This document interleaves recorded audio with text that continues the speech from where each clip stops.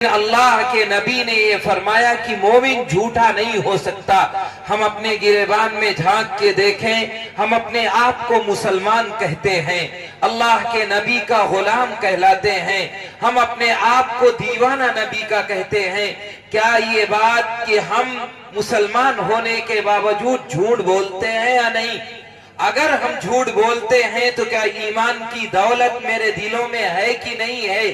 آج جب تک جھوٹ نہ بول لیا جائے، جب تک غیبت نہ کر لی جائے، جب تک دوسرے پر بہتان نہ لگا لیا جائے، تب تک میرا کھانا ہضم نہیں ہوتا۔ اب تو جھوٹ بولنے کے لیے باقاعدہ پلاننگ کی جاتی ہے، باقاعدہ بیٹھکوں میں اسی لیے بیٹھا جاتا ہے کہ جھوٹ کی بات کی جائے گی۔ چوراہے پر کھڑے ہو کر کھانا ہضم اس وجہ سے ہوتا ہے کہ جھوٹ بول لوں۔ اللہ کے نبی نے فرمایا وَأَن تَرَكَ الْكِذْبَ وَهُوَ بَاطِلٌ فَقَدْ بُنِيَ لَهُ فِي رَفْضِ الْجَنَّةِ۔ جو شخص جھوٹ کو جھوٹ سمجھ کر چھوڑ دے، اللہ تعالیٰ اسے جنت میں محل تعمیر کرے گا۔ وَمَن تَرَكَ الْمِرَاءَ وَهُوَ مُحِقٌّ فَقَدْ بُنِيَ لَهُ فِي وَسْطِ الْجَنَّةِ۔ جو شخص لڑائی کو، جھگڑے کو، آپسی اختلافات کو، انتشار کو، آپس میں دوری کو ختم کر دے، لڑائی جھگڑے سے کنارہ کشی اختیار کر لے، چاہے وہ جانتا ہو کہ یہ میرا حق ہے۔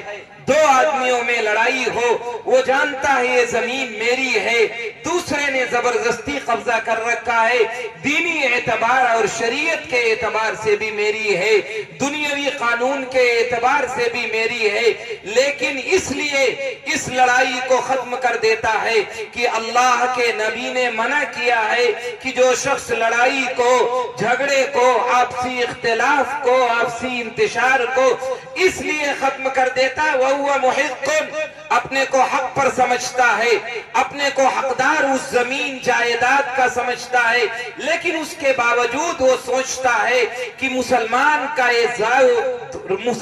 کے لیے یہ روا نہیں ہے کہ وہ لڑائی کسی مسلمان سے لڑے، کسی سے اختلاف کرے، کسی سے جھگڑا کرے۔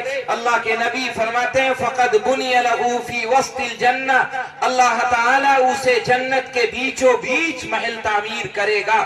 آج ہم بھی ذرا نگاہ ڈالیں، ایک بالشت کے لیے، دو بالشت کے لیے اپنی عاقبت خراب کرنے پر تلے ہوئے ہیں۔ اللہ کا نبی اعلان کرتا ہے من اخذ شبرا من الارض توقه اللہ سبع عظیم، جو شخص زمین کی ایک بالش کسی کی ہڑپ کر لے، زبردستی لے لے، اللہ تعالیٰ زمین کے 7 طوق کو قیامت کے دن اس کے گلے میں ڈال دے گا۔ یہ زبان اگر درستی استعمال کریں تو کسی کا حق نہیں ماریں گے، اس زبان کو صحیح استعمال کیا جائے تو کبھی جھوٹ نہیں بولے گی، اس زبان سے دوسروں کا حق دیا جائے تو یہ زبان دوسروں کے نیکی کا سبب بنے گی، اپنی عاقبت کو سنوارنے کا ذریعہ بنے گی۔ اللہ کہ نبی نے فرمایا نجات کا دار و مدار املک علیک لسانک، اپنی زبان کو کنٹرول میں کرنے پر ہے۔